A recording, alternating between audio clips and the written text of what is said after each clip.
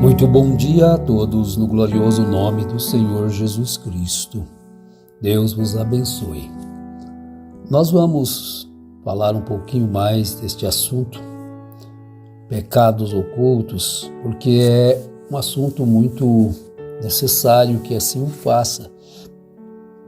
E como nós exploramos assim poucos minutos, então a gente às vezes tem necessidade de continuar um pouquinho em outra programação.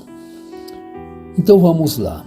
Vamos tomar uma escritura no segundo livro dos Reis, no capítulo 17, verso 9. Os filhos de Israel fizeram secretamente coisas que não eram retas contra o Senhor seu Deus. Edificaram para si altos em todas as suas cidades, desde a torre dos atalaias e a cidade fortificada. Vejam bem, eles se rebelaram contra Deus, como sempre. De vez em quando eles rebelavam e faziam aquilo que não deveriam fazer. E Ezequiel, Deus também mostrou para ele o que eles faziam nas câmaras. Ezequiel 8,12 diz: Então me disse, viste, filho do homem, o que os anciãos da casa de Israel fazem nas trevas? Cada um nas suas câmaras, pintadas de imagens, e eles dizem, o Senhor não nos vê, o Senhor abandonou a terra. Agora, Paulo, escrevendo aos Efésios, ele diz no capítulo 5, verso 12, pois o que eles fazem em oculto, até dizê-lo é vergonhoso. Fazem, não somente falam. Às vezes as pessoas, eles gostariam que a gente explanasse, falasse aquilo que a gente via, presenciava. Mas eu não tenho coragem, né? Porque é muito imoral. É muito difícil, né? Além das doutrinas erradas, dos ensinos errados, ainda tinha as práticas erradas. Mas, meus irmãos, a questão está em não buscar o acerto das coisas. Agora, eles faziam isto. E depois eles, quando se arrependiam, então eles buscavam a Deus. Então, esses pecados ocultos, eles devem ser confessados. Porque são práticas más. E todo aquele que pratica o mal aborrece a luz. E não vem para a luz para que as suas obras não sejam reprovadas. A luz da palavra, porque tem a luz natural, os animais noturnos, na medida que a noite vai chegando, eles saem. Na medida que o dia vai chegando, eles entram em seus esconderijos. E os diurnos saem. Agora, as obras do cristão têm que ser obras da luz. Tem que ser exposto. Ele não pode sentir vergonha diante do público daquilo que faz. Mas então o que acontece? Faz o erro e aí começa a chamada hipocrisia, dando-se uma de santarrão, né? Praticando aquilo que a Bíblia condena. Mas todo aquele que pratica o mal aborrece a luz e não vem para a luz para que as suas obras não sejam reprovadas. Mas Deus nos chamou, meus irmãos. Deus te chamou, minha irmã, para você brilhar, resplandecer nas trevas. É para isso que Deus nos deu o Espírito Santo. Não para ficar aí com medo de adultério, com medo disto. Olha, eu vi um pastor dizendo esses dias, já era costume dizer, quando você for numa loja, se for homem, peça um homem para te atender. Se você for mulher, peça uma mulher para te atender. Que isso? Que falta de confiança em si mesmo. Se uma mulher o atender, ele já vai cobiçá-la. Um pastor está cheio de espírito de adultério. Se vê o pé de uma mulher, já está cobiçando. Onde está o Espírito Santo? Então o cristianismo está falido. Os pastores têm falido o cristianismo com as suas práticas imorais. Agora, quando você vê um pastor falando uma coisa dessa, quer dizer, ele não tem confiança de que ele pode resistir à tentação. Quer dizer, se ele fosse no lugar de José ali, automaticamente ele cairia com aquela mulher. Automaticamente cairia, ué. Veja que fraqueza espiritual. Que coisa. E às vezes, como que as pessoas não podem ver isso? Eu digo assim, porque eu também já tinha visto, ouvido coisas assim, desse jeito, e achava que estava certo, mas está errado. Enchei-vos do Espírito Santo. Então você pode andar num carro com uma mulher só, levar uma mulher só no carro. Se você é cheio do Espírito Santo, você consegue fazer isso, sem problema nenhum. O outro vem e diz que nenhum homem consegue viver só com uma mulher. Agora, que cristão é este? Cristão caído da graça? Meu Pai, é tempo de abrir os olhos e ver o que vocês estão brincando de ser crente, brincando de ser cristão. Estão vivendo uma vida de promiscuidade, de adultério, de prostituição. Olha, não convém que seja assim.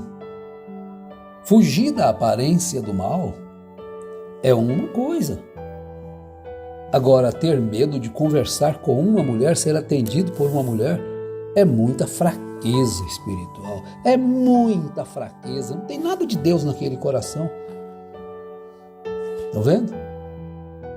Mas nós devemos encher-nos do Espírito Santo. Que Paulo diz, não vos embriagueis com o vinho em que há contenda, mas enchei-vos do Espírito Santo.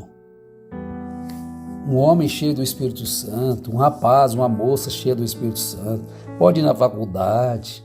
Lá a escola é um antro de perdição, pode ir na faculdade. Pode se formar, virar um profissional graduado, virar um doutor, seja em qual for a área que eles desejam. Entrar e sair. Como Davi entrava e saía com prudência. Entrava e saía. Então você também consegue, meu irmão, minha irmã, entrar e sair num serviço, sem deixar se levar pela contaminação. Entrar e sair no serviço sem deixar-se levar pela tentação. Isso é o Espírito Santo. Isso é o Espírito Santo na pessoa. Faz isto realmente. Faz ele mais forte do que o pecado. Mais forte do que a tentação. Aleluia. Porque os pecados serão revelados cedo ou tarde. A Bíblia mostra isso. Porque Deus há de trazer a juízo toda a obra, inclusive tudo o que está encoberto, quer seja bom, quer seja mal. Então você pode esconder da sua esposa, do seu marido, dos seus filhos, dos seus pais e de tantas pessoas que você achar que pode esconder, mas um dia vai acontecer. Não há nada encoberto que não haja de ser descoberto, nem oculto que não haja de ser sabido. Sabe de quem é esta palavra? Nada mais, nada menos do que o nosso Mestre, Senhor Jesus Cristo. Lucas escreveu isso no capítulo 12, verso 2. Palavras de Jesus: não há nada encoberto que não haja de ser descoberto, nem oculto que não haja de ser sabido. Então é assim que nós vamos prosseguir, não perdendo a guerra para o diabo, não perdendo a guerra para a cobiça, não perdendo a guerra para a prostituição, não perdendo a guerra para a mentira, mentir para ganhar um pouquinho mais de dinheiro, não fazendo essas coisas. Você é mais do que vencedor em todas as coisas se você tem Deus no seu coração. Portanto, nada julgueis. Ame antes de tempo, nada julgueis antes de tempo, até que o Senhor venha, o qual também trará à luz as coisas ocultas das trevas e manifestará os desígnios dos corações. Então cada um receberá de Deus o louvor. Oh, que bênção, hein? Que maravilha vai ser você ter examina-se a si mesmo e ver tudo que você tem feito, como você tem agido com Deus, com o próximo, e aquilo que você não tem como, Deus providenciou o meio. Ponha debaixo do sangue, que o sangue não vai cobrir pecado não confessado, não vai cobrir mentira não acertada. Portanto, a gente deve ter cuidado com isso, com a mentira. Então, quantos falam da gente? É verdade? Ou é mentira? Se for mentira, meu irmão, eu te perdoo. Mas e você já se arrependeu? Eu te perdoo, minha irmã, mas você já se arrependeu? Ou vai simplesmente tocar a vida como se nada tivesse acontecido? Oh, mas não faça isso. Não faça isso. Procure viver uma vida honesta, pura, justa. Não julgue. Portanto, nada julgueis antes do tempo, até que o Senhor venha, o qual também trará à luz as coisas ocultas das trevas e manifestará os desígnios dos corações. Então cada um receberá de Deus o louvor. Olha, é isto aí. É uma advertência? É necessária? Nós precisamos dar ouvido à palavra de Deus? Precisamos. Portanto, convém nos atentar com mais diligência. Mais diligência, não levar de qualquer jeito a vida, como se tudo estivesse certo enquanto a gente está destruindo através da mentira o próximo. Portanto, devemos atentar com mais diligência para as coisas que já temos ouvido, para que em tempo algum nos desviemos delas.